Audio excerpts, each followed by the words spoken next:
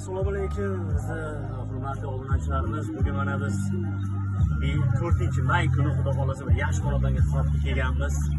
73 yoshli onajonimizning tug'ilgan kuniga xudo xolasa yaxshi o'tkazib beramiz. Bizni kuzatishda davom etinglar.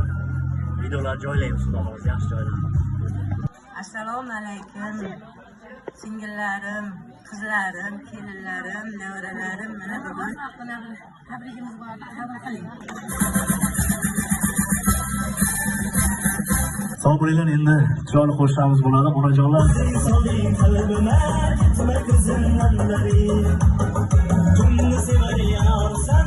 Mehmonlar, gashtakchilari, yaqin qarindoshlar, xolajon,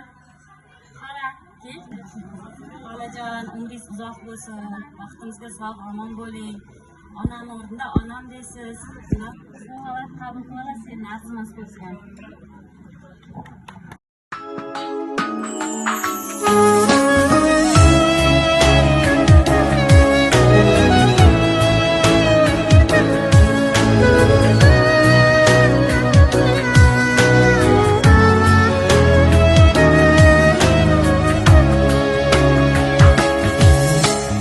Onasi bor baxtli bolaman, onamga mehribon o'g'il bo'laman.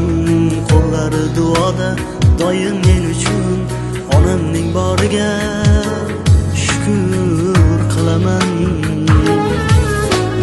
Bo'ylari bo'yimdan pastda bo'lsa ham, qo'lida bir tayoq hassa bo'lsa ham, bir ishga yaramay xasta bo'lsa ham, onamning boriga shukr qilaman.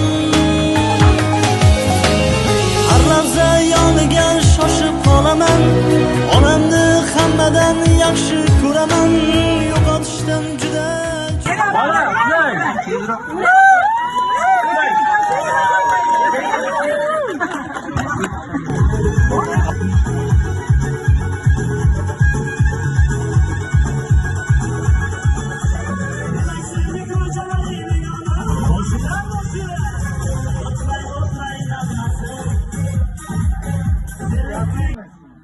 Aziz qarindoshlarim, jigarlarim, mana bugun obchajonimning tug'ilgan kuni edi. Yuzlarga kirsin, bizga baxtimizga sog' salomat bo'lsin, uzoq umrlar ko'rsin, yuz bilan yuzlashib yursin.